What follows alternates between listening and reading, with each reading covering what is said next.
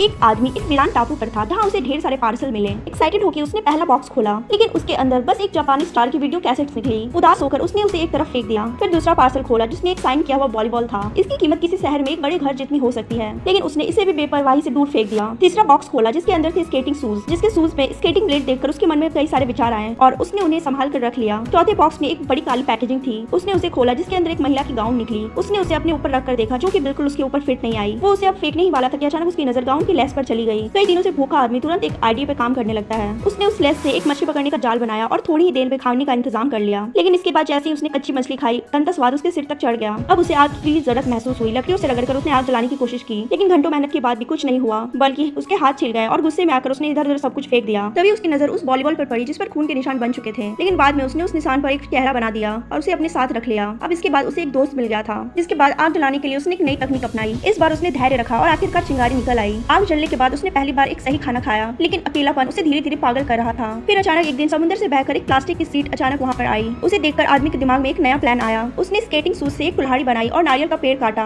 और एक बेड़ा बनाकर तैयार कर लिया। अब एक दिन तूफान था जिस दिन उसने बेड़ा अपने समुद्र पर उतारा और तेज लहरों को चीरता गया और तभी एक विशाल लहर उसकी तरफ आई। उसने प्लास्टिक सीट से बचाव किया और खुद को जीतता हुआ महसूस किया, लेकिन देखते ही देखते समुद्र ने एक भयानक रूप ले लिया। आंधी तूफान से उसका पूरा बेड़ा बिखर गया। आदमी खुद को बचाने की कोई उम्मीद नहीं देख पा रहा था। वो कमजोर पड़ गया, लहरों के साथ बहता चला गया।